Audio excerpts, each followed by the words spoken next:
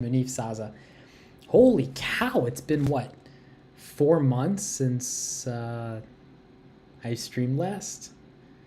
Hi, how are you? What happened in these 4 months? Well, I live in a new place. I have a whole new stream studio. I don't my microphone's not connected. I haven't had time to set up my microphone and everything like that. Geez, what happened? So what's 4 months? So 4.5. It's actually been 4.5 months. So let me Google that.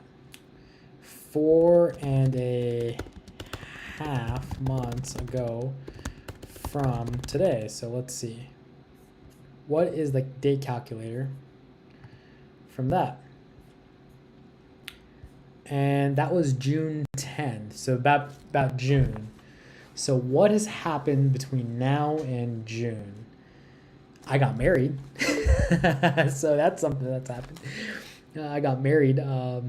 So me and my wife, Love, live together in Phoenix, Arizona. I'm in Phoenix. I'm in a total new studio. A little different. My mic and lighting is not a little, it's not quite set up yet. I'm not exactly sure. I used to have like a video overlay. I don't really have that. Oh, hi, Donna. Oh my gosh. Welcome back, Munif. Congrats. Thank you so much, Donna. You're so nice. Thank you so much. That's so nice. So it seems like the YouTube's working. I don't know if Facebook or Twitch overlays are working. So if you're watching right now on Twitch or Facebook, do me a favor, write something in the chat. So I want to see if my chat is actually working, because I saw Donna on YouTube, but I don't know if Twitch and Facebook are working. And if they're not, I might have to fix that real quick. So I only saw Donna's post. So I'm hoping and assuming that if you're on Twitch right now, you're active in the chat. So let me actually jump off this. I'm gonna jump on Facebook right here. I think Restream's not working properly. Okay. Okay. So I see the comments on Facebook. It's my wife. She's saying, hi, welcome back, stud. Hi, honey. Claudia's in here. Thank you, Claudia. All right, so Facebook, I have to manually jump on the Facebook, which is fine. I can do that. And I can't see the Twitch. Oh, Twitch is working. Twitch is working. Manny, how are you? Manny RE86. Oh my gosh, so nice. So I can't see Facebook unless I open up a separate tab. And so that's fine. I'll have this separate tab opened. Adrian says, hey, Adrian, dude, I'm so stoked for that text you sent me. I will be reaching out to the realtor for that multifamily. I'll go ahead and make her the offer. It's pretty much going to be a similar structured offer with a lower down payment, bigger balloon, and no interest. And that's how we're going to make a similar offer. So, I don't have much hope or expectations, but I'm not exactly sure if I hit send on the email. I was drafting an email for Christy, but after this stream, I'll go ahead and check. Me and Adrian we've been working on this like 14 unit deal here in Phoenix, Arizona for a while. And it's an interesting one. We can talk about that on another Zoom. So I see Facebook, I see Twitch, I see Manny's on Twitch, and I see Donna's on YouTube. So I'm getting YouTube chats, I'm getting Twitch chats, I'm getting Facebook chats. So that should be good. I'm going to actually also pull up Twitch on my phone just in case there are chats going on in Twitch. Let me just double check. Let me just double check that. So it says I'm live, which is good. Switching to creator mode. Stream manager. I want to see if I say hi in the chat. Okay, cool. So I can see the chat. Cool. Awesome. So guys, I'm really excited. We have 23 people here live today. Hey, Philo. What's up? Philia. What is up? Oh, it's Matt. Matt's in here. All right. So today we have a very special day. Today is not only the rebirth of the takeaway, we are back in action. We're going to be here every day at 3 o'clock p.m. Arizona time. not only is it the first time we're back after what, a 4-month hiatus, I've got two very special guests with me, Chai and Prakash. And the way I met Chai and Prakash is I was doing a deal in Houston, Texas, and Chai helped us renovate the property. It was my first property ever I bought on Creative Finance. It was a property in Deer Park, Texas, and Chai is a sub-2 student who went out of his way to help me and my partner Noah Hoffman renovate the property in Houston, Texas. I ended up meeting his partner Prakash. We've met. When I travel to Houston, I got to link up with them. And those guys are killing it. They're absolutely just they're doing really well in Houston. And they are specializing in creative finance, buying on creative finance, and selling on creative finance. And today we're going to explore how to sell these properties to homeowners on creative finance, where you become the bank without having to go make $10 million and start your own bank. You can actually lend as a bank would. So we're going to talk about that. Cool. We've got Cynthia in here. We've got Yoon in here. This is crazy. I don't think I've logged on to Twitch for like 15 years. What's up? What's up? Hey guys. So before I pull up Chai and Prakash, I want to ask you guys for a favor. The Facebook algorithm has been interesting. I'll make a post. On one post I'll make, it gets a ton of engagement, a ton of people see it, and it's interesting. And another post that I'll make, and maybe I made it the wrong time, or maybe I made an edit or updated it with the link. I don't exactly know what the logic is, but it will hide it from people. And so a lot of people did not get this stream link. They did not get this stream time, and they actually didn't get the subject of the stream. And there was a lot of people. I made 2 posts, and we had hundreds of people who wanted to see this live to ask Chai and Prakash their questions about how to sell a property on creative finance, so you can turn a $10,000 profit into a $100,000 profit if you know how to structure the deal appropriately. So do me a favor. Go ahead and post if you're in sub-2 or you're in the creative finance Facebook page, or you're on Instagram. Go ahead and post this stream link for all the people that didn't exactly catch this stream when I posted it this morning. I think it was when I edited it. I edited it and I updated it with the link, and Facebook, I think, doesn't like edits, and it just hid, and it hid the post from the algorithm. I don't know what they're thinking in Facebook over there, but go ahead. I'll wait. Just grab this stream link. It's www.twitch.tv/the_takeaway. So I'll post it in the chat. So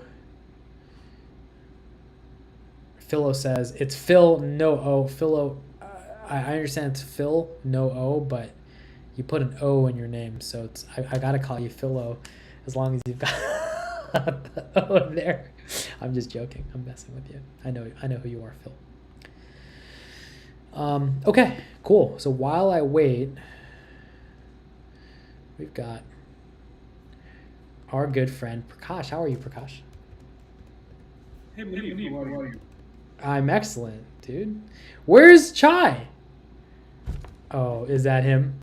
Is that him right here? Hey, Chai. What's up? What is up, guys? Hey, excited. Thanks for the... Dude, so for those of you who do not know who Chai and Prakash are, they are very, very active in the Houston, Texas market. If you do any deals in Houston, you need to know who Chai and Prakash are. They are my go-to guys in Houston. Prakash is actually going to meet one of my sellers because I'm not in Houston. I'm in Phoenix, Arizona.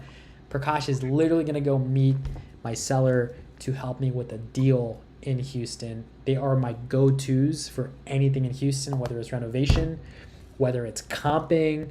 I think you guys are both realtors, or one of you realtor? Who's the realtor here? Yeah, we both. You're both real estate agents. You guys both own a wholesaling company. Can you tell us a little bit about who you are and what you do in Houston? Chad, do you want to go? My sister. your voice, or even my voice, the same thing. There is an echo for Chai and Prakash. Is that me? Am I creating? Love is saying there's an echo. Is it me? You were clear. Now is it my now? Okay, we're gonna do a test. All right. So I'm gonna mute myself, and I want Prakash to talk, and I want to see if the echo goes away. That's how we're gonna test it. I'm gonna mute myself now. Can you hear me now? Yeah, I think it works. I think something on your side, Manif. Damn. Look at me. I'm such a Do noob. you have got the mic somewhere? No, it's because this microphone isn't set up, so I'm using my computer microphone. But I know how to fix this. I'm just gonna mute myself at the end of me speaking. I mute myself, and now you guys can speak. So go ahead and introduce yourselves. Okay, I'm Prakash Dumbre, based in Houston. Background, I'm an engineer working in oil and gas. Like most of us, I was also on W-2. I quit last year. I think this year is my 1 year anniversary after I quit my job. I've been in real estate for a long time. I think about 2012. Bought one rental, but we really took it seriously in 2018 when me and Chai joined forces. We started with mostly wholesaling and keeping some of the properties depending on our finances. So as things got better, we started adding more properties to our portfolio. So from wholesaling, we turned into more of a buy and hold and flip, and now we have graduated to more of a wrap and seller finance. So majority in Houston, and we have done deals in Midwest, and we recently started buying sub two deals in San Antonio and Dallas. So that's I guess our That's amazing. I am multitasking right now. This is fun. Okay, so I got Facebook up. I'm muting myself so you guys don't have to hear the echo from my computer. Prakash, Chai, when did you guys get into real estate investing? And when did you guys start seeing really massive success in your investing business? Go ahead, Prakash. I think we started investing, as I said, 2012 is when I got my realtor license and bought a rental in a couple of years after getting the license. And then the massive success was 2018 is when we joined forces. But we were still at 10, 15 properties a year. The big success was when COVID hit, because we had a decent sized portfolio, or our portfolio skyrocketed in price, about 30-40% on each properties. That we refinanced a lot of those properties that helped us, that got us a lot of capital. So I would say 2020 and 2021 were the big years for us. That's awesome. So pretty recently after COVID hit, and you got all that appreciation, you're able to pull out that cash out, and now you're able to use that to fund a lot of your businesses. So you do everything. You do wholesaling, you do fix and flips. You guys, I'm sure you list properties. You do everything in investing. But people here really came because they want to learn more about wraps. I mean, look, we've got Brandon Council over here. Thank you, Prakash and Chai. I'm going to sell my house on a wrap, so I'm super interested in this. Guys, what is a wrap? So do you want us to dive into the presentation, or just talk through basic questions first and then get into it? So You have a presentation for us? Yeah. Yeah. Why not? It was, we've had so many requests about talking about wraps from different people, and you put together this huge opportunity for all of us to talk about it. We thought might as well put some slides together, go through it. That's amazing. So Cynthia, we're going to go with Cynthia's vote. She says dive in. So we must listen to the people. So by the way, Brandon says, thank you, Prakash and Chai. I'm going to sell my house. Oh, we already read that. So dive in. So let's go ahead. Let's listen to your presentation. And if there are questions, guys, I want you to engage in the chat. So I'm going to be monitoring the chat during the presentation. They're going to talk about wraps and how they're using creative finance on the buying side and the selling side to have a tremendous amount of success in their business. This is stuff that's actually working, that they're actually using to do real deals in Houston, Texas. Texas has some funky laws, and they've been able to navigate through a lot of those laws. What works in Texas should work also in every state. So even if you're not in Texas, these strategies and techniques will also work in your state. So guys, jump into the presentation. I want the audience to message in the chat, and I'll be reading the chat, and I'll stop you if there are any urgent questions or something like that. So can you all see my screen? No. No, I don't see your screen. Is there a way for you to screen share? It says it's sharing. I mean, Let me see. Oh, I got you. Hold on. Now we see your screen. okay. Hold on just a second. Let me. All right. Can you guys still see everything? Yep. Yes. Okay, perfect. Hey, so my name is Chai. It's short for a long Indian name. I prefer it like that. And Prakash, like Prakash talked about our journey up to 2022. Uh, we have gone through a lot of we literally started from one rental, and now we are at a pretty good size portfolio where we are focusing on mostly creative strategies in real estate and trying to scale them. We have our own wholesale operation. We have our, I'm sorry, so we are founded in 2018. Before that, I mean, we both have different experiences. Prakash was doing more realtor side of things. I was focusing on multifamily investing, and together we brought our experiences. And here we are, like we are holding about 13.5 million in portfolio between the two of us. We've bought and sold over $45 million in real estate together. We are a completely vertically integrated company with our in-house wholesaling, property management, and our own project management. Wait 1 second. You said something that I just want to make sure. How much do you have in holdings? About 13.5 million. Like that's the value of the portfolio. A lot of it is Wow. leveraged with banks. Holy cow, that's amazing. That's absolutely incredible. And you've been able to do this since 2018, just in a few years? Yep. Maybe 2015. Yeah. It's out of that 13.5. Yeah, most of it is in our company holdings, and which is maybe a after couple million 2018. in personal.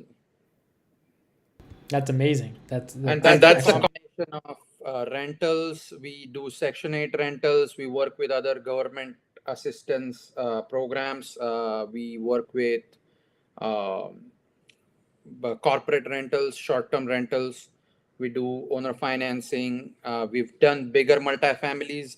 Actually, one of our biggest successes came from a 200-unit multifamily we wholesaled as a wholesaler back in 2019, and we were on Brent Daniels' podcast for that. So that kind of gave us a big boost in our business. How much did you make on And that assignment fee? Tell us. sorry. How much did you make on that assignment fee? Oh, it was like back when we first wholesaled it, we made about 400,000 in assignment fees. I'm sorry, Wait. 5,000 in assignment fees. On And that then one deal? One deal. deal. Yeah. And then But out of the 500,000, we kept our 200,000 in the deal. I mean, invested back in the deal, and we syndicated half of that multifamily.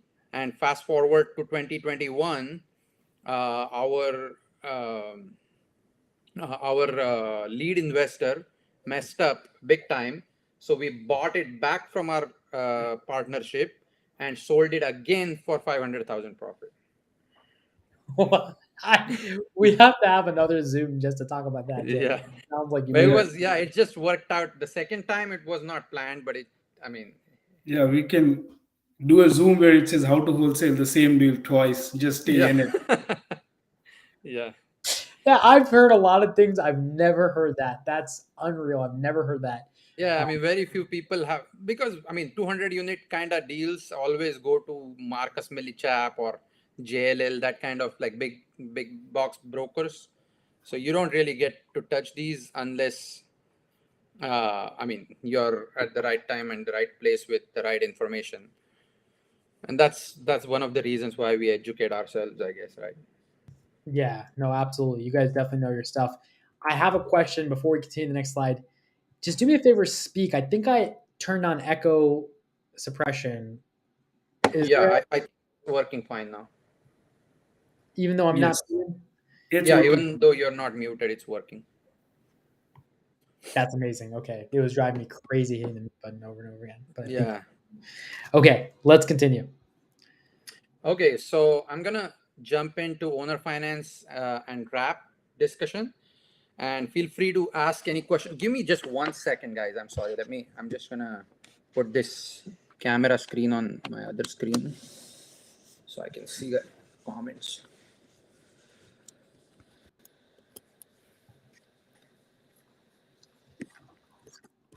Guys, if you guys are not shouting out Chai and Prakash right now in the Facebook groups, I don't know if I can help you because there is no mercy for your souls. I'm just kidding.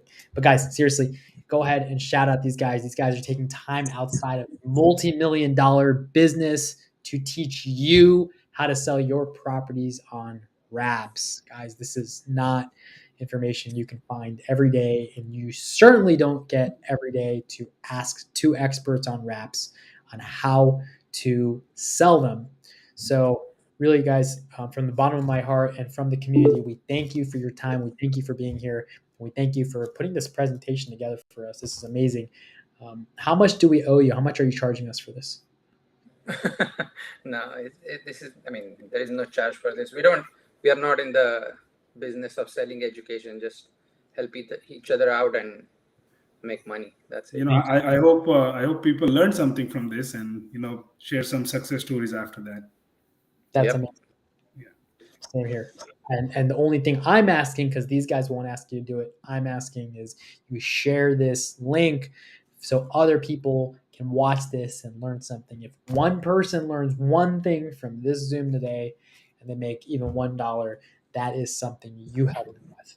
So I really want to not let their good nature and their generosity go to waste. I want as many people who need to be on here witness this presentation. This is going to be an incredible presentation. They're going to talk about the strategies they're using right now in the Houston market.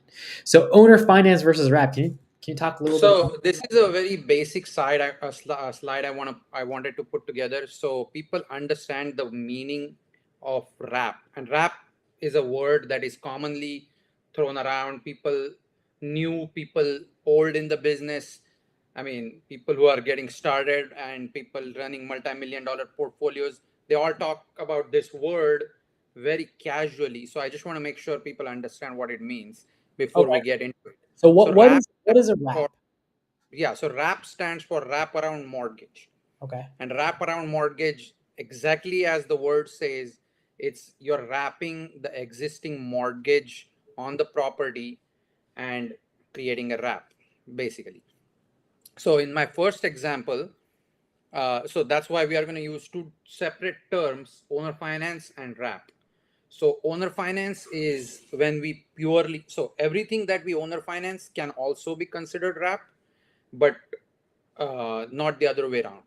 So I'm when very you confused. buy, You already lost me, Chai. You already lost me. So help me understand because my brain is a little slow these days. oh I've yeah, got no, I understand. This can be very confusing. It was for us too, so for a so long. so there's owner finance and then there's wrap, and wrap stands for wrap around mortgage. Okay, I think I understand that. But what when you say wrap around mortgage, what does that mean? What are you wrapping around? I don't understand. So when I say owner finance, I Okay. don't necessarily mean wrap, but when Okay. I say wrap, it's almost always owner finance. So what that means is, in the first example you see, we are buying this property cash. There is Okay. no mortgage on it. We never put any mortgage on it. We are holding it free and clear. And then we sold it to an end buyer on owner finance and converting a piece of property from actual asset to a note. Okay. Okay. No. Hold on. Let me understand this. So you're telling me that you can take the money. Let's say you made $500,000 on a wholesale deal, and you can use that 500,000 to buy a piece of property with cash. That, let's say you bought it for $500,000, and Chai and Prakash LLC purchased this property in cash for $500,000. So you're telling me you can resell this property on owner finance? Yep. And what? You And could be the bank. so what does that? What does it mean to resell? What does it mean to sell a So property you we have a good example. Chai, do you want to pull the next slide up so we can, since No, we are in this topic? let's finish the differentiation, and then we have examples of each strategy. Okay. Okay. So, no, what was your last question again, So Muni? when you sell the house on owner finance, you no longer own the house, right? Yep, you don't own the house. You're not the owner of the house. Anything that happens to the house is not your responsibility because you are not the owner of that house. You are Okay. the bank. You're the bank, so you sell the house on a payment plan, and you're Yep. collecting a down payment from the buyer. You're collecting interest rate from the buyer, and Yes. now you're making monthly payments from this house, but you're not the landlord, so you're not fixing toilets, you're not fixing electrical, you're not worrying about plumbing or the Yep. roof leaking. You're And truly the bank, and you can do this. And do you need a license to do this, or do you have to go to you don't. school? You don't. And we have the full suite of services that we use is all laid down in this slideshow. You So can go through wait, it. you're telling me that anybody who bought a house cash, like in this example, they can be the bank. They can literally sell it to a home buyer Yep. on owner finance, collect a down payment, get monthly interest, and get passive income by being the bank. Yes. Okay, awesome. Who does not follow that? If you're in the chat, who's lost? Let me know if you're lost. I just don't want to lose anybody. I know there's a lot of people here. We have over 40 people here across multiple platforms watching this. I just want to make sure we're all understanding and digesting this. Write something in the comments. Say, I got it, or no, I'm lost.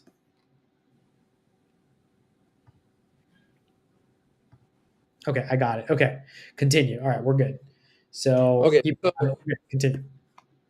So when you are holding a piece of property, you can go get a mortgage on that property by your normal methods such as conventional loans, bank loans, all kinds of loans.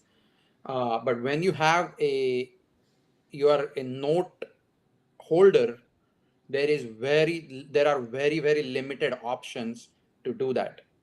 Okay, so once you sell the house on owner finance and you are now not the property owner, you are actually the note owner. That time the options shrink drastically. So you have to make sure you understand that before you get into owner financing a cash property. So, Okay. so let me understand. So, I just want to make sure I understand this. Let's say I have this beautiful house, this beautiful home, and I bought this in cash. Now, I bought this in cash, and now let's say I sell this house on owner finance, and I exchange the house. I exchange the house. I give somebody the house, and what they give me in exchange is a piece of paper called a note. And this piece of paper is a promise that the homeowner, who now they own the house, they're going to make me payments. And this piece of paper makes me the note holder. Is that right? Yep. And if I'm the note holder, it's very difficult for me to now get loans on that house because I no longer own the house. I own a piece of paper. So it's hard to it's hard to go get loans and things and go to banks and say, hey, I got this piece of paper where people owe me money. Will you give me money? Is that right? Yep. But if I have the house, I haven't sold it yet, and I own this free and clear, I can go to any bank and say, hey, bank, I'll give you my house as collateral. You give me money, and I'll give you a piece of paper. And I owe Yep. you money. So that's way Yep. easier to do, right? Yes. That Okay, is. that makes sense. And that's the second example? So the second example is because of that situation, a lot Okay. of people who are doing this currently prefer to put a mortgage on it. So Okay. you purchase the house for $100,000. You're putting a mortgage for $80,000 or 75,000, whatever you can get, and then selling that property for 110 to $120,000 to an end buyer while keeping that mortgage in place, essentially wrapping your own mortgage and Holy creating cow. a I've bigger never heard mortgage. of this. And I think I'm a little lost, and maybe you can walk me through it. So you're telling me I got a house. I keep my house for now. I give the bank this note, this IOU. I give it to them, and they give me money. So I've got a house and money, and I owe the bank payments. Yep. And then I can sell the house to somebody. That person gives me a piece of paper. And so the bank has the original piece of paper. I have a second piece of paper and money, and somebody else has a house. And even like better part of that story is the bank money that you have is at 5, 6, 7% interest rate, Uh-huh. and the piece of paper that you have from the end buyer is at 10, 11, 12% interest rate. You're telling me I can charge more interest than the bank that gave me the loan? Yep. But consult your attorney and make sure, I mean, Okay. depending on the state you're in, make sure you're not violating any laws and getting in trouble. Right, like fair labor laws and things like that, Yeah. right? So we can be a little bit higher than what the banks are doing, and that's totally fine. We just have to make sure we use the proper real estate attorneys, and I think they're called RMLOs, real estate mortgage loan officers, Yeah. So, yeah, or is it registered residential mortgage loan originators. originate? Oh, there's a word. Can you teach me that word? Registered mortgage loan originators. Registered. See, I just only know RMLO, and I just made up the rest. So registered mortgage Mortgage loan originators. loan originator. If I use this RMLO, this registered mortgage loan originator, does that mean they'll make sure my piece of paper that I just made is legit and legal? Yeah. Oh, okay, So, cool. well, Basically, they will make it. they are not making anything legit or legal. All they are doing is on your behalf, because you are not a registered mortgage loan originator, because you are not a registered lender, and they have the power to run the disclosures and do them correctly. So tomorrow you're not, I mean, because all these buyers you're selling to, they are all homestead buyers. They are actually going to live in that house, make it their own house. They have the power to refinance the mortgage you put in place. They have all kinds of powers that are bigger than you in every sense. Right. So you need them for sure. So if I make this, if I set terms with a buyer, I just want to understand, and I hire a registered mortgage loan originator, an RMLO, they will they work on my behalf to make sure my loan is Your following loan all packet is correct. everything's correct. Like if The my loan interest, packet, the yes. loan packet is correct. Yes. And if my interest rate's too high, will they tell me if I do something wrong? Will they let me know? Or That is your attorney's responsibility. so I RMLO should get is an not. attorney and an RMLO, and I should Yes. communicate with both of them. Now I know what attorneys cost. It shouldn't be more than maybe 1,000 or 2,000 to just make sure they And consult me properly. and when I say attorney in this case, it's not something you need like a title company on every deal. Okay. It's just for your guidance in your own market. Maybe you need them every step of the way to learn new things that are changing. It's not something that you, for every transaction, you don't need an attorney uh, for advice. You just need them. Of course, for transaction, you do need attorneys or title companies, just, I mean, like any other transaction. But And this RMLO, I mean, they must be really expensive, right? How much should I expect to budget to hire an RMLO for one of these reps? Rmlo costs in Texas anywhere from $1,000 to $1,500. It Oh, used to be as low as 750, but during COVID, these strategies are going up in value, and so is everyone else around it. okay, excellent. Okay, I think I understand. So the cash to owner finance and then cash to wrap, which is cool. You buy a house cash, you get a loan, so you give the bank a piece of paper and they give you money. So you have money in a house, and then you sell the house on owner finance and you have money and a note, and this note is at a higher interest rate than the note you got from the bank which gave you money. So it's kind of interesting. I think So I Brandon is asking, can the buyer be responsible for RMLO?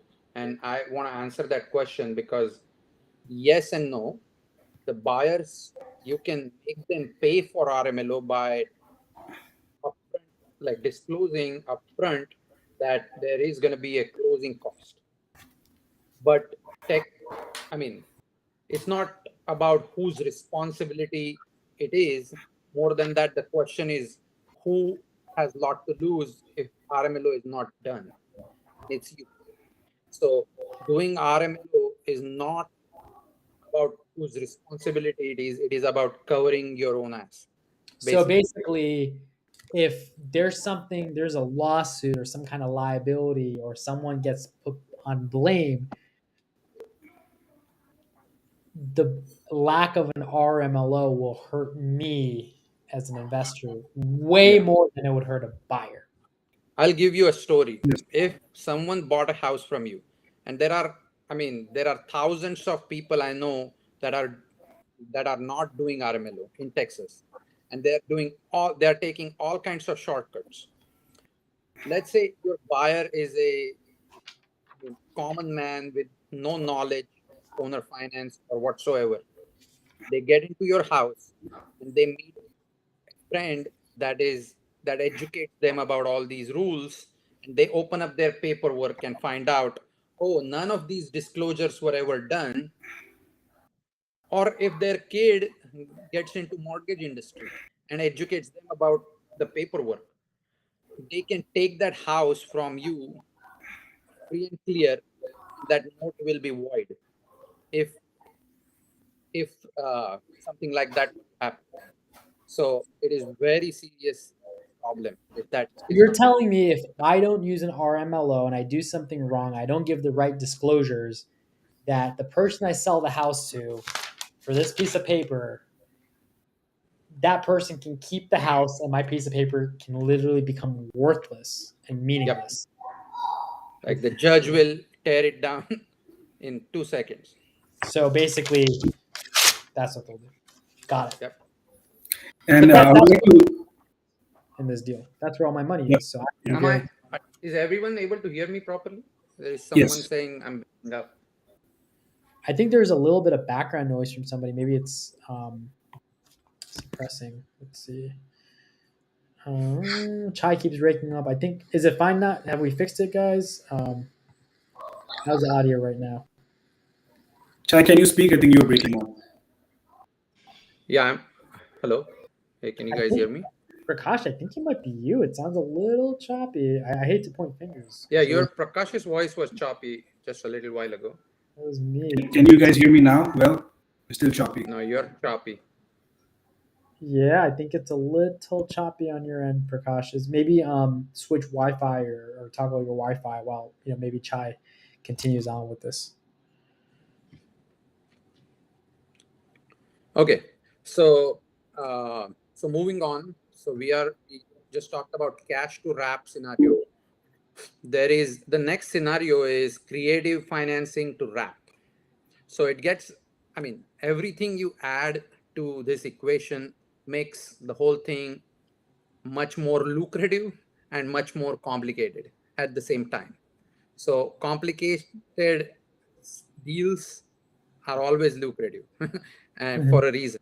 So you need to just do all these things properly. So when you have creative financing, Mhm. you're not, I mean, you're buying the property with existing mortgage, which is either sub 2 or seller finance or hybrid. And then you're going to keep that property, rehab it or not rehab it, depending on the situation, and then sell it on owner finance. So if in this example, the first mortgage you see is actually in original seller's name, the seller you purchased the property from, you Mhm. as an investor. Okay, so the dotted line I have around it just to show another mortgage, which is mortgage number 2, which is really not a mortgage, it's your responsibility to pay seller's mortgage. And you cannot get away with that, because now your plan is to actually sell that house on owner financing to someone else. If you were to default on this mortgage, you don't just have the original seller coming at you, you also have your end buyer coming at you. You're in a much bigger, you have a much bigger problem on your hand. uh, so even though you're buying it sub to, not using your own credit, not using your own money, all good things, you are 100%, if not 1000% responsible for that underlying mortgage. And you should do everything in your power to service it properly on time and not mess that up. Otherwise, This is a it legit. falls This is apart. a question that I have. This is what I do. I don't buy houses in cash, and I don't buy houses in cash to then refi and then sell on a wrap. I buy houses on creative finance. I have 2 right now on creative finance that I purchased. I didn't use my cash. I didn't use my credit. I bought on creative finance. One of them is a subject to, and the second one is a seller finance. So they're both on creative finance, meaning that I bought them on a payment plan. I have a mortgage on both. One is to the seller's bank, the second one is to the seller. And I want to sell them on wraps. And it's my responsibility to make sure that I'm making payments to the person who ultimately gave that first loan, whether it's the seller's bank, whether it's the owner for the owner finance. And I plan on collecting my check from the end buyer. Now, what happens if the lender finds out? This is a question I had for you guys. What happens if the original lender for the subject to property I bought finds out that the deed transferred and it's no longer in the original seller's name because they sold it to me subject to, and then I resold that property on a wrap? If they call that note due, what recourse do I have? So the recourse in this case, again, I'll personally talk to my attorney, but based on the advice I have received, Okay. So you are when not an attorney. that, You're not giving legal yeah, advice, but you're sharing maybe a hypothetical experience, or maybe you're sharing maybe like let's just say this is entertainment purposes only. sure. This is not education. This is not legal advice in any way, shape, or form. But what do you think? What would you do? What's your recommendation? So when you sell it to an end buyer, your end buyer needs to know this. And that's why disclosures are very, very important. And not just any disclosures. When you have creative deals, the disclosures do need to include underlying mortgage. And let's say if push comes to shove and you have a this 0.001% type of situation on your hands, you have to go to your lawyer, and your lawyer is going to have to file a petition to move that deed from the end buyer's name back into original seller's name, and from original seller's name into a land trust, which you and original seller and the end buyer all are owners of. So that's a really interesting point, because I may have talked to attorneys who may have suggested something similar, and I'm not giving any legal advice or legal counsel, but um, why not just buy the property in a land trust in the first place? You could, but selling it to an end buyer, when you sell it to an end buyer, it becomes a lot. I mean, we are okay to take that risk because we have relationships with the banks. We don't want to make things complicated. But if you don't have that I don't have ability relationships with the banks. I'm to not like, and it's totally, I mean, understood. I mean, we were also in that same situation not too long ago, but I mean, we are just trying to make our lives easier at this point. So, but if you really want to protect the end-to-end situation, yeah. just like what Munif said, I mean, you should get straight into land trust, and land trust falls under is estate planning tool. So Hmm. no mortgage company can ever sense that this is a transfer of deed. So that, I mean, by doing that, you are going to completely eliminate that situation from even arising. It's Okay. not, yeah. So So that, it's not wrong to use a land trust. Say you're no, me and I don't have relationships with banks, and I'm not really only buying in Houston. I'm buying everywhere, and I'm buying in Ohio. I'm buying in Phoenix. I'm buying in Virginia, and I'm not really sure. I don't have relationships with the local banks there, and I'm not really sure if I say, let's say the seller. Some of my sellers are old and elderly, and sometimes they're uh, 5 years go by and they're not able to sign paperwork, or they're not um, fully coherent. And if I, have to involve them in paperwork, it'll be very difficult.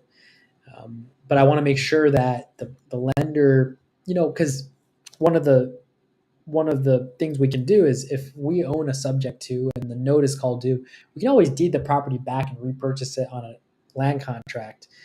Um, but I don't know if that works on a wrap, because you don't have the deed anymore, and maybe you need seller signatures on that. But if I purchase it in a land trust to begin with, and then I'm the beneficiary of the land trust, and I don't want to confuse people here.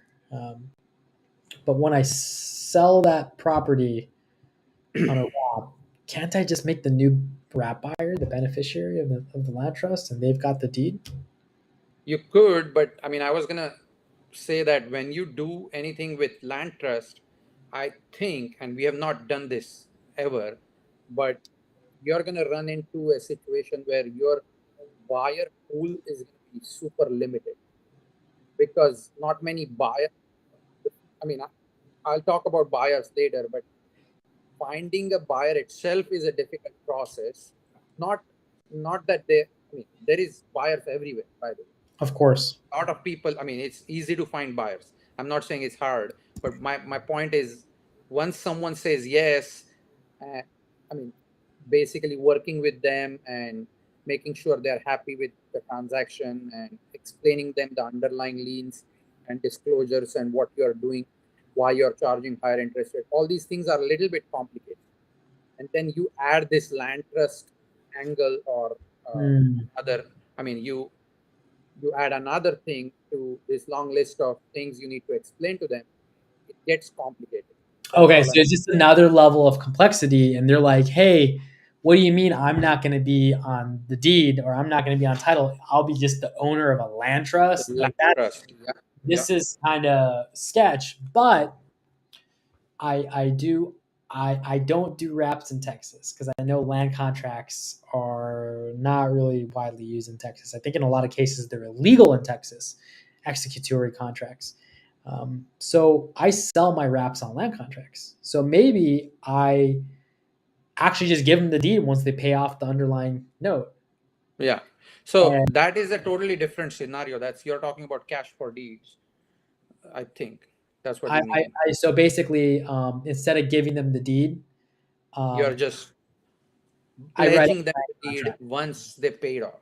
Exactly. That's what I'm doing. And so I don't know if that's considered a wrap.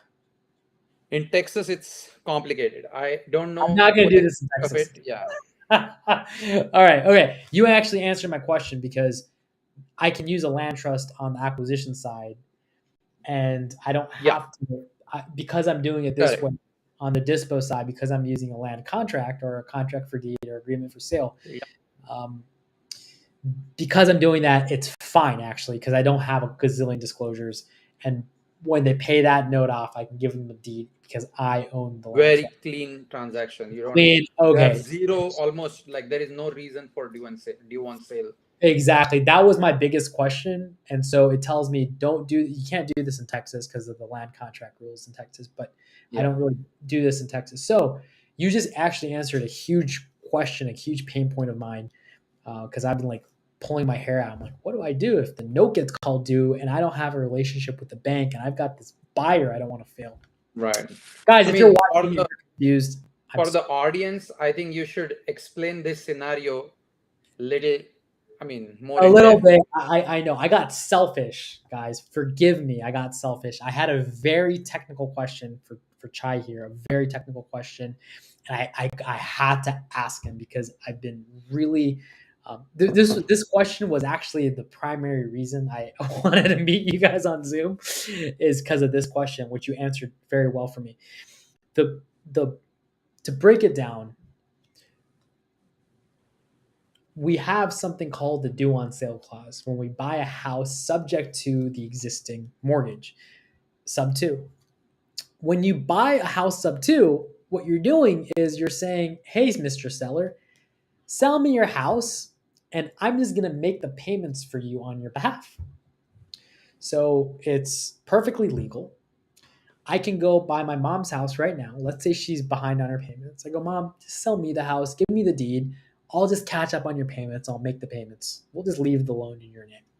Completely legal, 1,000% legal. What the banks do if they don't want you doing that is they go, oh man, the deed changed from Mama Saza to Munif Saza. Hey, we never gave Munif Saza this loan. We can accelerate the loan, meaning that the $500,000 payments that Mama Saza owed us, that we financed her, I'm going to make Munif Saza pay me this today. Or we get the house. So it's called the due on sale clause. And my big worry was, geez, Louise, if I buy a house on Creative Finance and then I sell it on a wrap, and that bank that gave my original seller that loan, they go and they look at the property records and they see that the deed changed once or twice, they might make my buyer or me pay the entire loan amount. And I'm not like Chai and Prakash. I don't have relationships with these lenders where I can just give them a phone call and say, "Hey, it's me, your buddy. Don't worry. Don't call the due on sale on me." These lenders might not like me very much. So my question was, how do I protect myself and my wrap buyer from this? And the answer was, oh, it's super easy. You buy the house in a land trust. And if the deed goes to a land trust, the bank looks at it and goes, oh, this is for estate planning purposes. We can't accelerate this note. We can't call the due on sale clause. No problem. Little do they know, Munif Saza is the beneficiary of the land trust, not the seller. And so Munif Saza, the beneficiary of the land trust, has full control over the deed. And then when I find a wrap buyer, I say, Mr. Buyer, you're gonna buy this house, you're gonna own the house, but I'll give you this deed here in my handy dandy land trust when you pay me in full. Just like a car loan. When you pay off a car loan, they mail you the deed. I'll tell the wrap buyer, I'll mail you the deed that's in this land trust that I have when you pay me in full. You can't do this in Texas, but you can do this everywhere else. Texas has laws against this. That's why I'm not going to do this in Texas. But everywhere else, you can do this. It's called a land contract or an agreement for sale or a contract for deed, depending on the state you're in. And so the buyer goes, great. If I pay Manif off, I get the deed. And when they pay me off, I pay the bank off. The bank never accelerated the mortgage. They never called it due on sale, meaning I'm protected and my buyer's protected and my seller's protected. So this is a clean way to do this. These guys just helped me figure out how to scale my business because this was really worrying me for a while. I hope that makes sense, guys. If you don't follow, write something in the chat. I just explained some high-level creative finance. So we are going to go through a few examples. I think it'll make it more clear as we go through the slides. But yeah, so if the three scenarios are clear, let's move on to these examples. Okay, cool. And before we go on, I just want to show why I personally like, and I think I missed the last row there, but why me and Prakash personally, I mean, we like owner finance so much because of these reasons. And we already spoke about a few of these things. Property maintenance, when you have a rental, it's your responsibility because you are the owner. Because it's not a commercial lease and it's not a triple net lease when you are doing single family. So with owner financing, the buyer is the new owner. They are responsible if there is a leak. They are responsible if sewer line breaks down or whatever else happens to the house.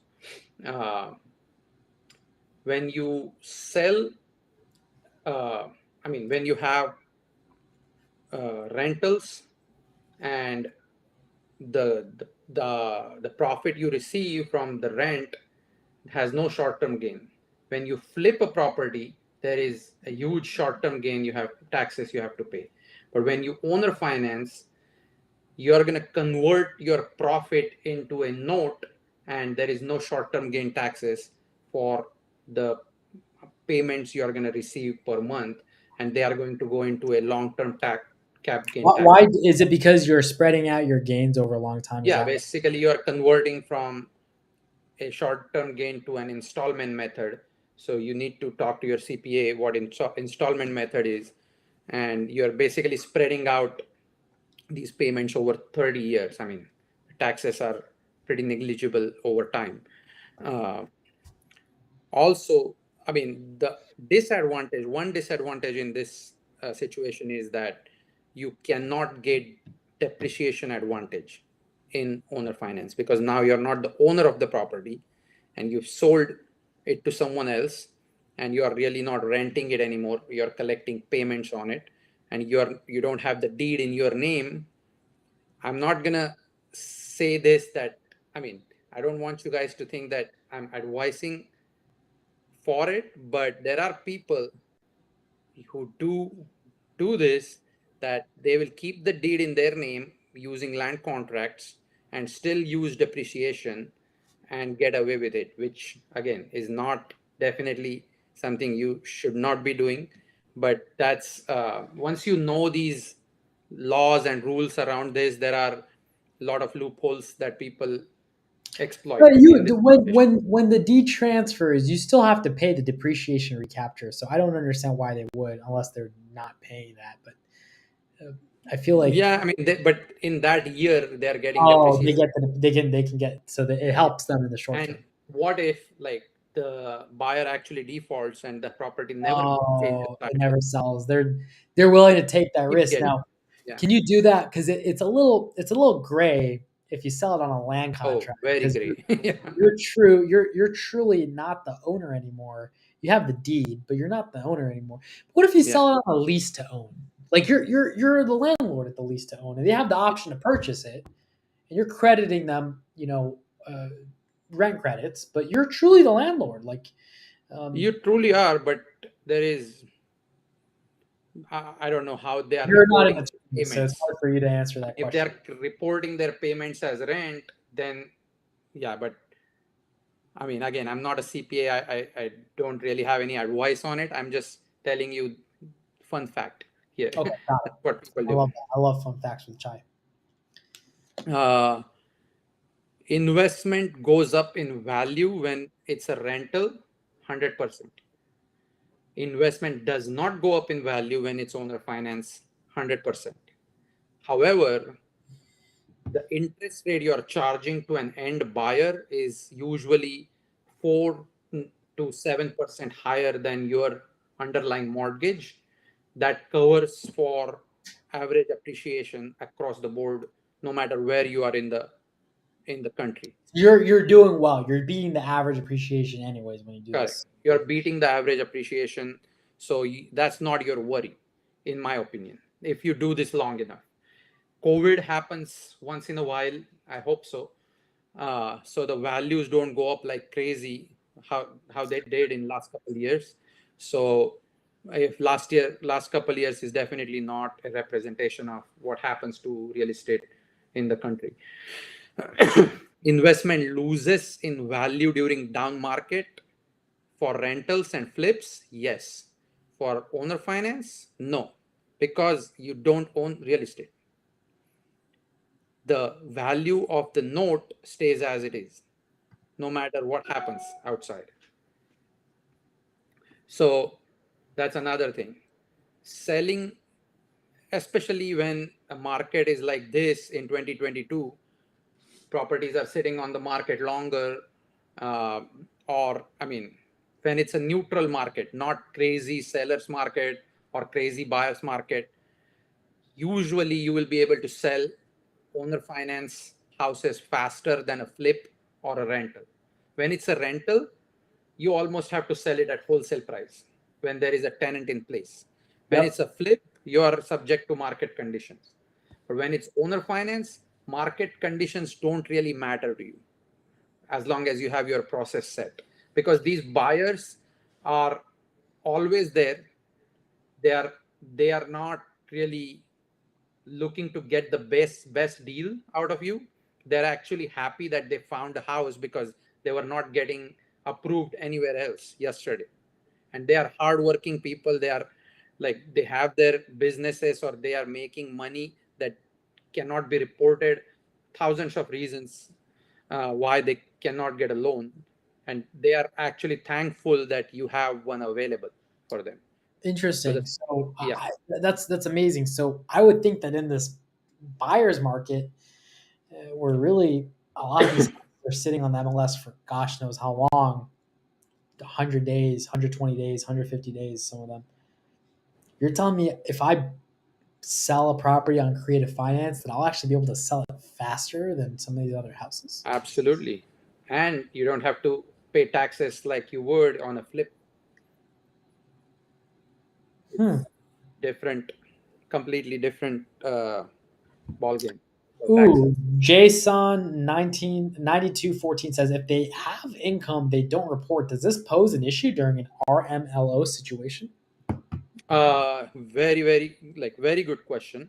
Hmm. So from what we have been told from the Rmlo services we talk to, the, they have to consider, and not like they the people who are doing RMLO, they are not the police or Homeland Security, or they are not policing where the money comes from, or they are not the IRS. They're There's not the nothing they IRS. do that gets reported to IRS. Okay, so the law tells them to consider every income and verify. Consider and verify. That's the exact language that the law dictates. So any income they have, even in cash, as long as they can prove it or verify it through another person, their boss, or let's say it's a construction worker making cash money every day, if their boss can vouch for what they have and their bank statements actually reflect what they are saying is true, that can be considered and that can be applied towards the debt to income ratio.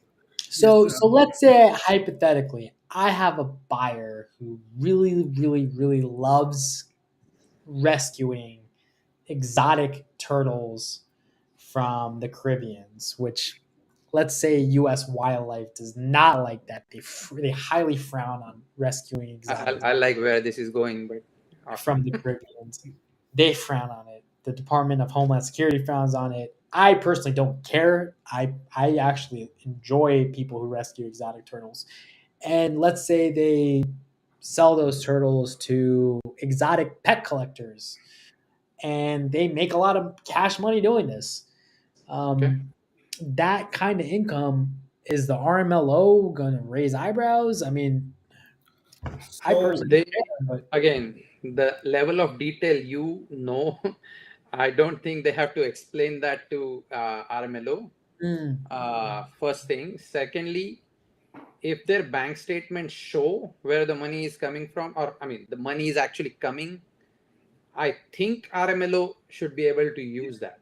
what can if can it's you If just guys hear not me, the Munib? Rmlo, it's a very weird situation that you have right? because nobody is able to verify what they do.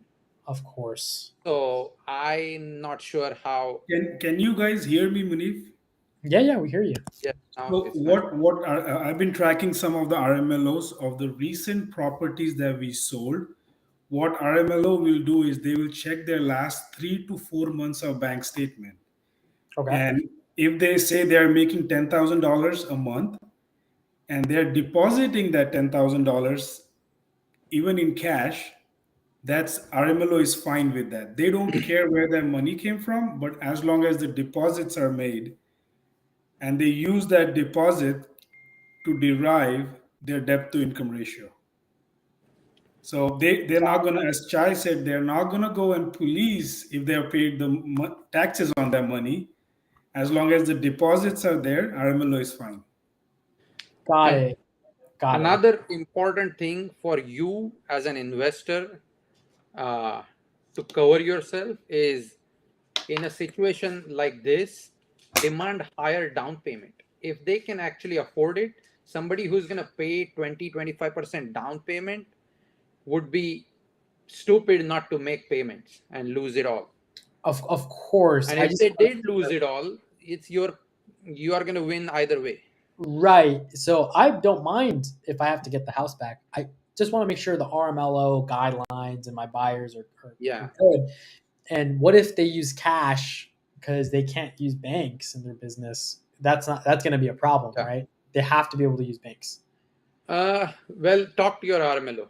Got it. I don't want to say, I mean, I may be missing something that, Okay. I mean, this hasn't happened to us yet. Cool. Uh, Awesome. so the last point I wrote here and I couldn't finish it was you can demand in our market, in Houston market, you can demand 10% higher than market value for properties. So when you have a rental and you want to sell a rental, you are going to get 20% less than market value because you're going to end up selling it to a wholesaler or an investor. Flippers will are subject to market value, but owner financing you're going to get higher than market value. Typically, it can go. I mean, there are people who have sold, and I don't recommend this, but people have sold properties 20-30% higher than market value. Why don't you recommend that? If I can sell my property higher than market value, shouldn't I? So you're not setting up your buyer for success. That's our mantra.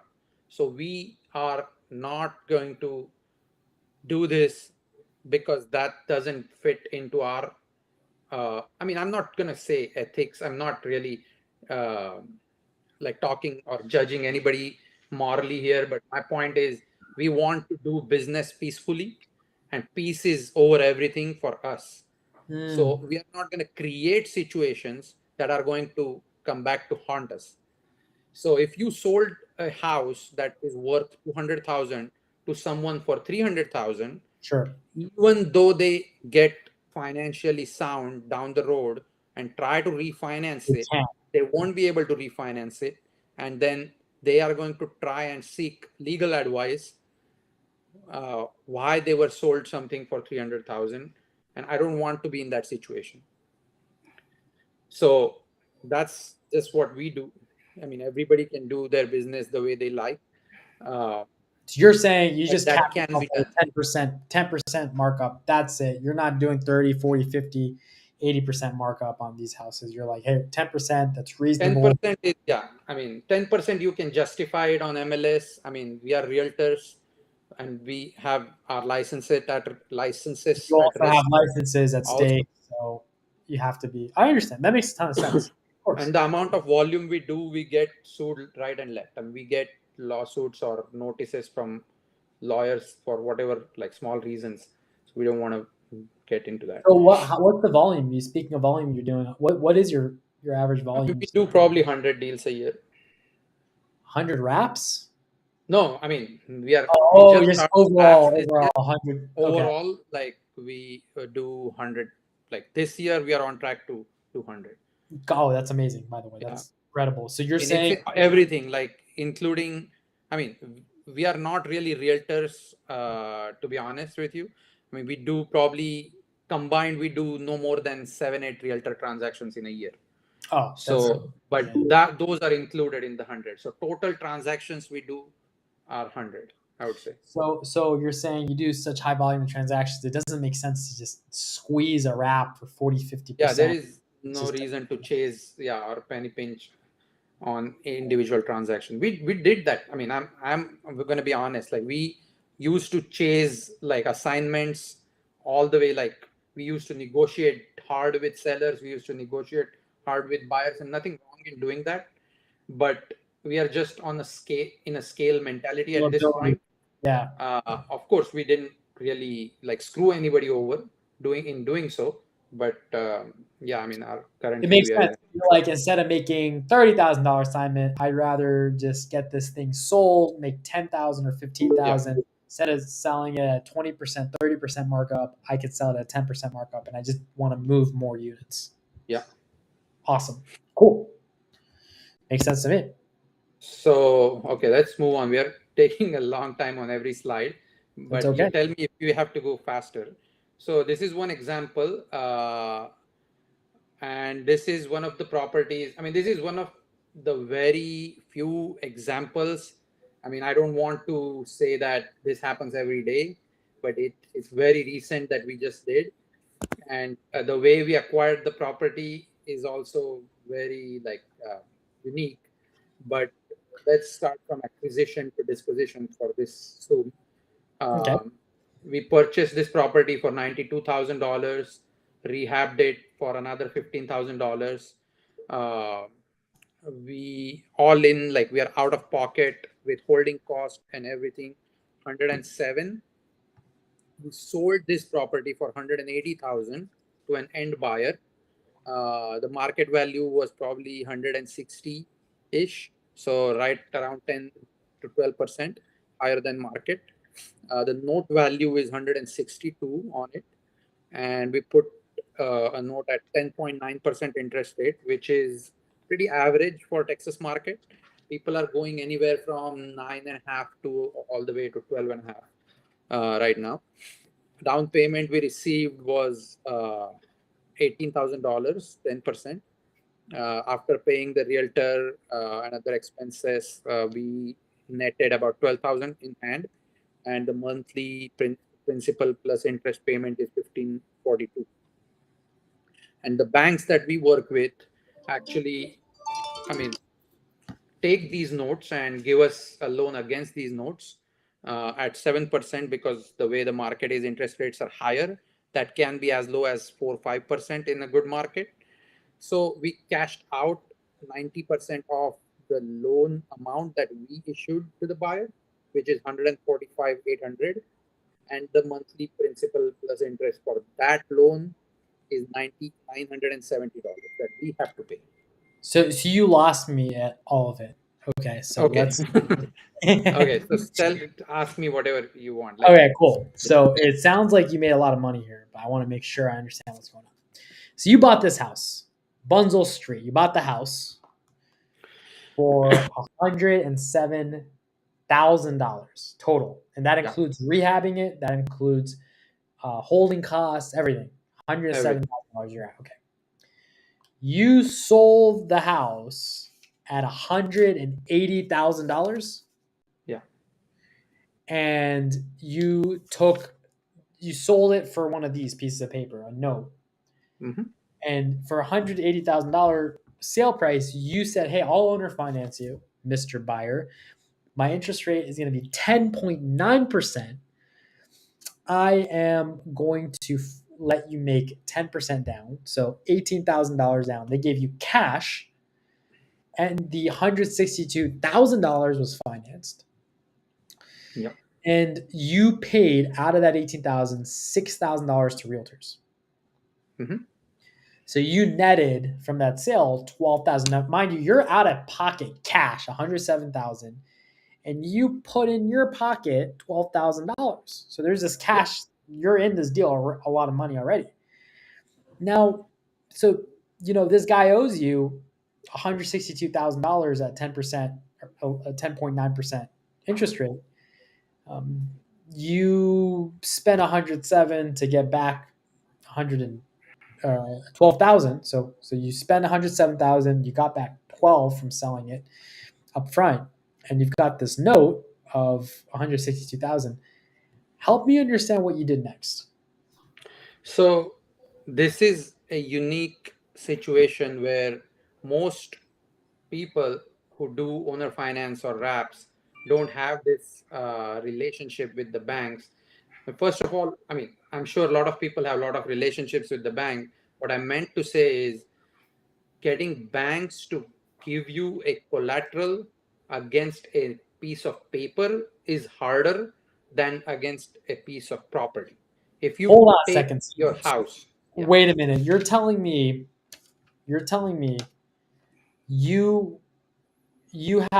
got to usually when you have a house that you own, they give you money and you give them a piece of paper, right? Mhm. Well, you're telling me for this deal, you didn't have a house, you had a piece of paper. They gave you money and you gave them a piece of paper. Yeah. No way. Yes, that's exactly correct. So that's very, like, not very rare, but that can happen with fairly, I mean, you need to be in the deal. You need stronger bookkeeping on your business. You need to show a strong balance sheet. You need to show that you have, uh, I mean, there is a very simple or very funny saying that banks give money to people who don't need it. That's the That's so that's the true. best way to say, like, that's what I've heard. And we didn't get any respect from these banks for last 5 years. um, and now that we have a decent sized portfolio and COVID kind of helped bump up the value of the entire portfolio, now, I mean, now they talk to us. Now So that's you. so until, so again, I'm not saying we did anything great. It's just, I mean, we are on chapter 10, and some people might maybe on chapter 1, people maybe on chapter 5. So you will, I mean, everybody will get there. And we know people who own millions of dollars of notes here in Texas. So they're probably on chapter 100 for all I know. But Donna is like, please, can you show us a simple example? This is really complicated. And I agree with yeah, you, Donna, because I've never heard of you can get collateral for a note, which is really cool because that tells me I don't have to sell my piece of paper to get money. I used to think that I could actually have to exchange this piece of paper for cash to get money. But you're telling me I can keep this piece of paper, get cash, and I just give somebody else a piece of paper, and I get money up front, and I make a spread. That's insane. That's really cool. so the reason I put this example first is I just wanted to show everyone the possibilities of owner finance. Everybody understands, okay, I buy a creative deal, I wrap it, make cash flow, great. But how far owner financing can go, and what's the full extent or full suite of advantages that you can get out of owner finance? So this would have been on a normal day, this would have been either a rental or a flip for us. We sold this house at 180, which was not possible. We would have sold it for 160 and would have netted probably 60,000 or 50,000 after paying everyone, and then paid 30% of that to Uncle Sam and netted probably 30 some change in hand. But instead of doing that, we switched gears and used owner finance to our advantage, sold it, went to the bank, got our money out, and our numbers are, we are cash flowing on this property. We actually received money for doing this deal. We are netting 50,000 in hand Tax after free. everything set, tax free. Our cash flow is infinite, and it's still going to cash flow for 30 years. And I don't have to take calls from tenants. So that's the possibility of owner finance. And it can be analyzed, and I mean, you can talk about a lot of things. I mean, you can talk about a lot of scenarios here, but this is what owner financing can do. But so for someone who does do this without having bank relationship, that's the question they're going to ask.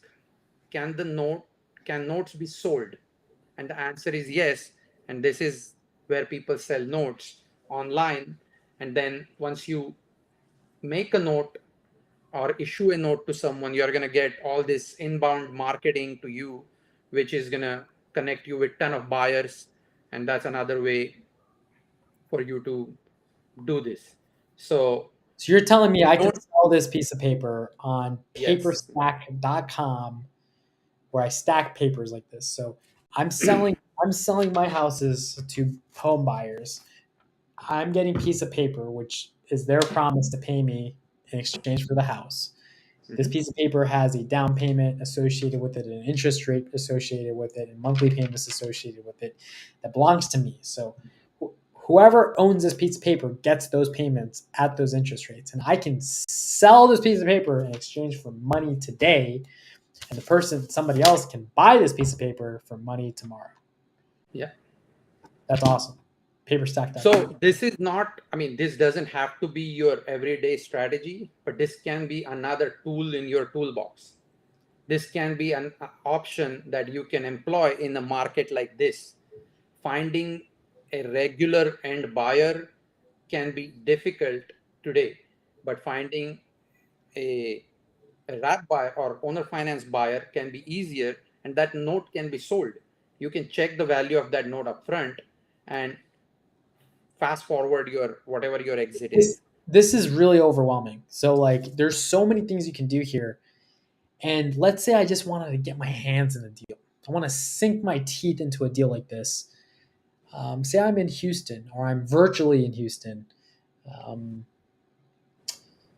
like let's say I have a cash deal, it's a good cash price, or I have a creative finance deal at good terms. But I want to make more money with it because one thing I've learned here is you guys have these strategies on how to turn houses into pieces of paper to make more money. You've got these strategies that some I understand a little bit, some I'm a little maybe I have to do them a couple times to really get what's going on. Yeah, again, I mean, this is, I mean, tell me whenever it's getting overwhelming, we can deep So, dive into so it. what I'm Shipping. asking is, Chai, let's say I have a deal in Houston. Let's say I have a subject to deal in Houston, or a creative finance deal in Houston, an owner finance deal in Houston, or even a great cash deal in Houston. Can I work with you? Would you partner with somebody like me or somebody even in the audience right now? Oh, absolutely. I mean, we are hungry for deals every day. Create more creative, the better today. So a lot of people don't want to partner with newer investors and show them things or show them how to do something like this. Would you guys partner? I know you guys are really busy. You guys are doing almost 200 deals a year. You guys are on track to do 200 deals a year. That's a lot of deals. You guys have a lot of stuff on your plate. Would you partner with somebody who's watching this video? Absolutely, yeah. I mean, partnering with people is how we got here, like, and helping. I mean, all the help we got from other people, we have to pass it on, and that's what we believe in. And we work with a lot of sub 2 students already in Okay. Houston, Wow. and definitely, I mean, would love to educate and partner up with people. So if I'm watching this, how do I contact you if I have an opportunity? So, I mean, the easiest way to contact us is, I mean, I can drop my phone number or our company email address in the chat later. Okay. Yeah. But I mean, our company name is Step Up Home Buyers, and our company email is info@stepuphomebuyers.com, and we both can put our personal So numbers that's in there. But info at stepuphomebuyer.com. Is it like this? yep, Is that right? but So if I send you an email there with an opportunity, maybe if if it's a good opportunity, you might consider partnering, or you would partner with oh yeah, somebody who's maybe watching the stream, maybe on YouTube, on Facebook. absolutely. So basically, guys, if you want to partner with these brilliant men, Chai and Prakash, and you have a deal in Houston, um, message them, email them, shoot them an email, info@stepuphomebuyers.com, and they will get back to you. They do JV, they do partner, and they will show you what they're doing. So you can actually make the most out of this. Maybe after 1, 2, 3, 4, 5 of these deals, you might understand, okay, wait a minute. I think I know. I think I got this. And you might not need to partner with them. You might be able to do them yourself. But for my first 2 or 3 or 4 or 5, I really wish I had somebody like Chai and Prakash walking me through every single step of these transactions and showing me, okay, here's what we're doing and here's how we're making the most amount of money you can humanly make from a piece of paper. That is awesome. Sorry, I totally derailed you. Continue. I Oh, see no, that. no. I mean, I understand this is very complicated topic. It took us a couple years to digest and like develop the full suite of our services to actually attend to the volume that we always wanted. So, I mean, yeah, this presentation, if you have to go over it 10 times, I highly recommend doing so. Okay, I definitely will. And you know what? We're about 90 minutes in. I can tell we've fried some brains here today. So why don't we maybe save? Do you have more? Maybe you have. Are you a third or a Yeah, I half? mean, I have like few more examples, and let me see what else we had. These are just all the documents you should be aware of, how to find buyers. Yeah. Uh, Why don't we do this? What I think we should do is this. Why don't we pause it here for today? Because we yeah, talked about a lot. There's really cool stuff here. You can get collateral against your wraps. You can buy wraps cash, or you buy houses cash, sell them on wraps. Buy houses, get refinance, and then sell those on wraps, or just buy creative, sell creative. There's all these strategies you can do. Why don't we let everyone chew on this, and maybe for next time, if you guys are open to this, we finish the presentation and we let people digest this and bring questions to the next episode. If you guys are open to that, we could go through this today, but I don't want to no, overwhelm the let's audience. Is that something you'd be open to? let Would you this. come back here? Would you come back here if enough people in the audience wanted you guys to, and maybe even had questions for you? Would you guys come back? Absolutely, Yes, absolutely, we will. definitely. Okay, so this is what I'm going to say. What I'm going to do is let's pause the presentation here. Let's pause the presentation here, and let's say, okay, let's open the floor up to questions and answers. I selfishly asked my question. It was a little complicated about land trusts, and I saw in the comments somebody said, "Hey, many if land trusts don't give you any kind of true protection against the due on sale clause. It's not like asset protection or anything like that." That's true. I understand that. It's just a little bit more shrouding than just taking the deed. So you can shroud it a little bit more. So I like the idea of being a little bit, um, adding that little extra layer of protection. It's not really true. It doesn't give you any legal protection against the due on sale.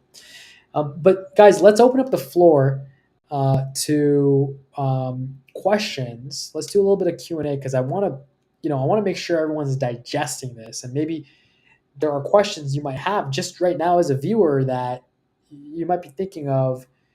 So why don't you raise your? Maybe I can even bring somebody up on the Zoom.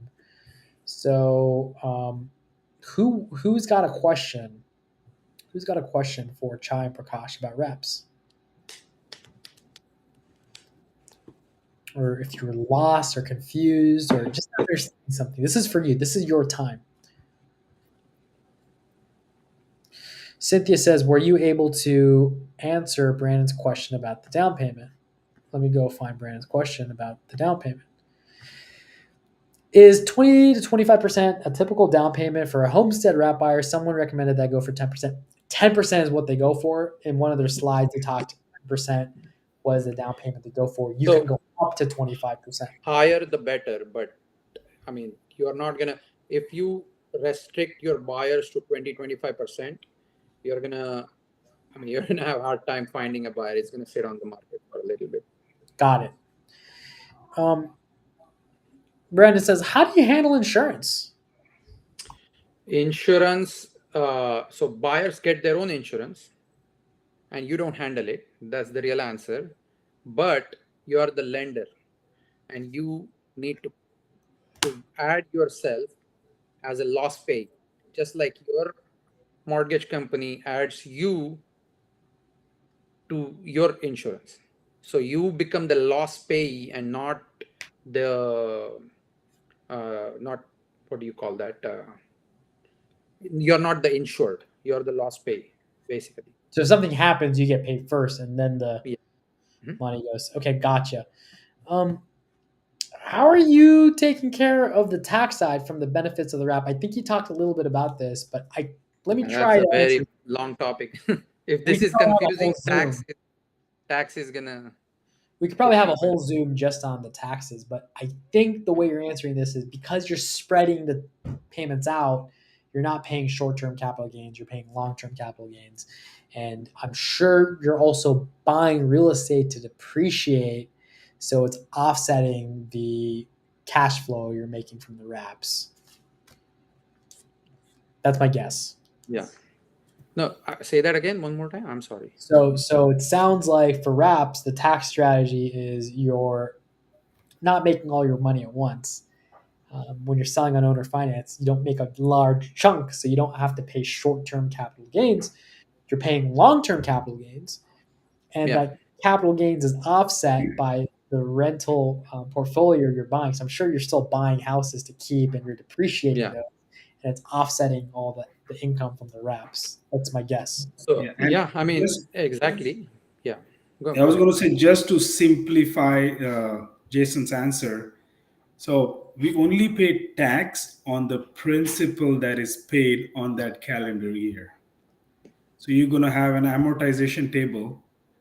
So even though you sold the house $100,000 more, you have not got paid $100,000 more.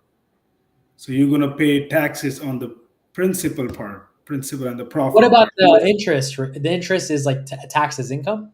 Yes. I'm sorry, I meant to say taxes on the interest and the taxes on the profit. So it's split into three different categories, basically. Okay. One is interest, which you pay tax on, and you have some investment in there, so you don't pay tax on that. And there's we break it out, the profit principle, or you can call that. Yeah, I'm gonna show you a quick table just for a second here. You're gonna melt. You guys are gonna continue to melt my brain. Somebody had to go on the tax side. All right, let's see. There you go. Yeah, this is a very good. You guys see my... Okay, so this is, I mean, we did not find the right CPA for our business, so we had to educate ourselves first and then train our who is a big CPA here in Houston, but still. So this is the kind of thing, the kind of table you need to prepare for every property and give it to your CPA, or at least train someone to do it. But the principal portion you receive, of course, the payment is $972 here. The total interest is $750 out of that, which is 100% taxable because that is 100% income. among the principal that you're receiving, some of that principal goes towards the cash portion of the property that you purchased. Let's say, I mean, in this case, we are holding this property in cash. So we are not really collateralizing it against the bank or anything. So we don't have to pay any tax on the cash portion of the principal. I don't know if you guys are following me here. I mean, I know this is very confusing, but there is basically the principal gets split over the cash portion of the or the purchase price portion and the profit. So we purchased this property for $50,000 and sold it for $110,000. This is a mobile home on a lot. That's why the numbers are so good. But the profit is $60,000 and the cash purchase was $50,000. So the same split is applied to the principal payment every month. So let's call it 50-50. So 50% is taxable, 50% is 50% is non-taxable, 50% is taxable. So Because is it because it's your basis?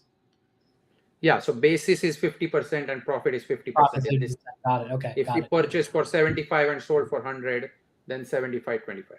Okay. That is enough. We're going to talk about taxes because Yeah. I recommend get a CPA. I don't want you guys to be tax experts. I want you guys to be investing experts. So if you guys need a tax, if you guys need a CPA for this who is trained already, I can hook you guys up with that. That's sick. Okay. So email Chime Prakash if you guys need any help with this kind of stuff. Jew says, is there a seasoning period before you can sell the note? You can sell the house and then immediately sell the note for 90%. If you want 3-4% extra on your note price, yes. There is no, in this world, once you enter into this owner finance world, there are no rules. You can create any rules you want as long as you know what you're doing. So there is no such thing as seasoning period like there is in the loans and like bank loans and stuff. I think I know where the question is coming from. I'm just answering that. So if you're asking about how do we get 90%, so it's a combination of the quality of the buyer, the RMLO, how strong is the buyer, how big is the down payment. So we did collect, we sold a note. So some banks want fresh notes within 90 days, and some banks don't care. But how much they pay? Yeah. Yeah, and how much they pay, 90%, 85%, that really big. It's a function of how well the note is written, the RMLO, and how strong the buyer is, and the down payment, and of course the interest rate. Actually, Prakash brought up a very funny point that the seasoning with some banks, when we do collateral, some banks want seasoned notes and some banks specifically don't take seasoned notes. Like we had a note that was 118 days and they only take 120 or less. And because it was only 2 days left, they didn't take that note. I don't know why. It's just, I mean, weird. Ooh, Alan's got a question. Not sure if you see Twitch chat or so posting on YouTube. I am seeing both, I think, Alan, but maybe Twitch might be glitching. Does everyone of your wraps have deed in lieu of foreclosure, so you don't have to foreclose if the end buyer does not perform? No, we don't. You foreclose if they don't perform. I don't think deed in lieu of foreclosure is valid in Texas, even if you were to get it signed. It needs to be, if someone signed it, you need to record it within certain amount of time. You can't just sit on. Got it. So you're foreclosing. Just a talking point with sellers usually. All right. In Texas, you can do a contract for deed land contract. I understand there are restrictions. Can you explain the restrictions a little? So why are you not using that strategy in Texas? So I think executory contracts, which is the same as a contract for deed or a land contract, they're illegal in Texas. Is that right? I think there is some time limit on how long you can keep it executory.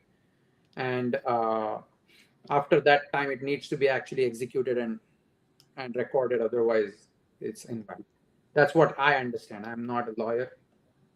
If you have a deal, we can hook you up with one. Chamera86 says if you use a Rmlo and have their buyer qualification packet, there are no buyers that require no seasoning at all. Yep, that's exactly what Chai Prakash was saying There are. Yeah. earlier.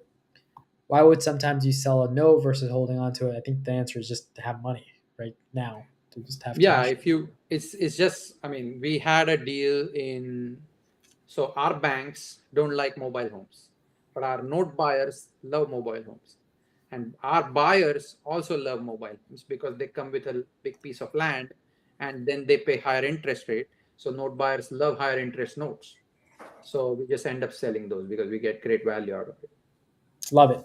So we're just about at time here, guys. So we're gonna wrap this up today. If you guys want a continuation, if you guys want Chai and Prakash to come back, where they pull themselves away from their busy schedules to teach you this stuff for free.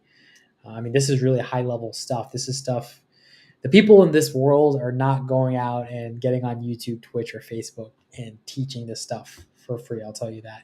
These rap courses are $50,000, $60,000, $70,000. They have high tickets because they don't want just anybody being able to learn this stuff and utilize this stuff. But Chai Prakash were able to break down those barriers, take time out of their schedules to teach you high level creative finance, note buying and selling, note originating for free. If you want them to come back, go shout them out. Let people know how they can work with Chai Prakash. Let people know what you learned from this Zoom, what you learned from this stream. Let people know at least one thing you learned. That like, hey, my name is Munif. I just watched this episode of The Takeaway. Chai Prakash broke down different ways you can sell on creative finance. I learned that you can sell a wrap at 10% down and then turn around and sell that note for money. I also learned that you can get collateral with a piece of paper. So you can make a note and then you can also get money from a bank for your note and creating another note. So that's really cool. That's a lot of notes. But yeah, share something you've learned, make a post about it. Shout out Chai and Prakash. Let people know where to find us next time. Guys, are you guys free a week from today? Monday, maybe 3 p.m. Pacific time. Does that work for you, or what's a good time? Or should we just reconvene, maybe figure out scheduling, and then make a post later on when we're doing this next episode? What I recommend is send Munif or us more questions if you guys want to do a next Zoom, so I can prepare a targeted presentation for this group. If you guys want to talk specific things, I'm going to put your Instagrams in the chat. Chai, Tanya P2, and Dumbre Prakash 1 are your Instagram handles. I'm putting those in the chat. And if you want to follow them on Facebook, add them on Facebook as friends. I'm going to put their names in here. That's Chai's name, and that's Prakash's name.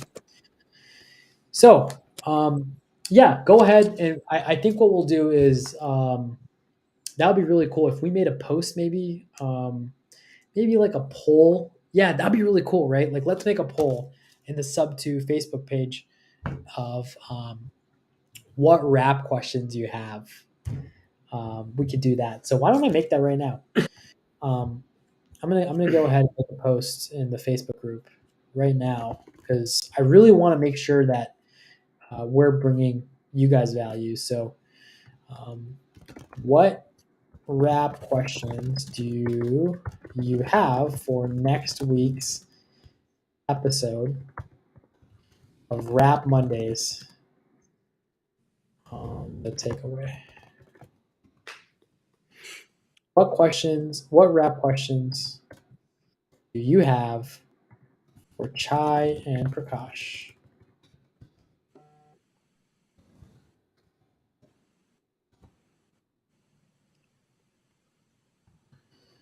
All right, I'm gonna make a poll, and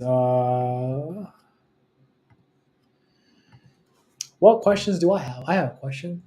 How do I find buyers? That's my question. How do I find buyers?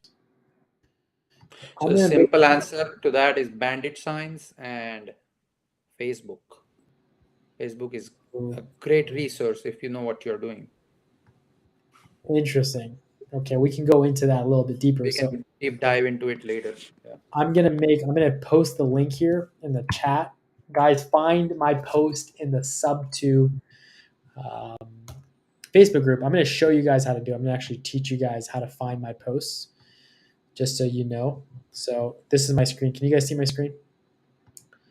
So if you're in the sub to private group, what you do is you can search Munif Saza like this.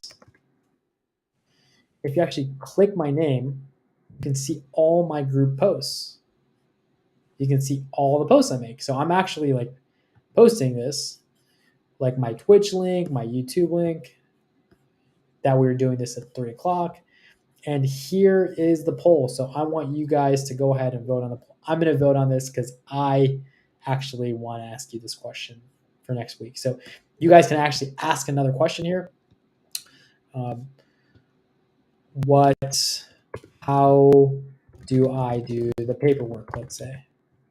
After you hit enter. So I'm going to let you guys choose and pick your own questions for Chai Prakash, and I'll bring them back. If we have enough questions and enough comments and engagements and likes on that poll, I will bring them back. But if we really don't have much interest, it doesn't make sense for me to ask them to come back here. It just doesn't make sense. They're really busy. They've got really tight schedules, and I want to make sure that when they are here, they're giving enough people value because they've got their own businesses, they've got their own families to feed, and they've got their employees to take care of, and they've got their own houses to buy and sell. So I really want to make sure if they're here, we're utilizing their time and respecting their time. So I'll base next week on the engagement, the comments, likes, and votes on the poll. Mahi says, "Can I get in touch with you and learn also if I can help in any of your daily job? I don't need money. I just want to learn if possible." Mahi, that's a great question. I would email them directly to see if they have an opening somewhere. It's very difficult to answer those kind of questions on the spot. So thank you, Cynthia. Thank you. I will need to rewatch fully. Yes, I'm going to have to rewatch this video 5 times before I get it. You guys are amazing. Thank you so much. We are back with the takeaway. Catch you guys next time. Thank you, guys. Thank you for having us. Thank you, guys.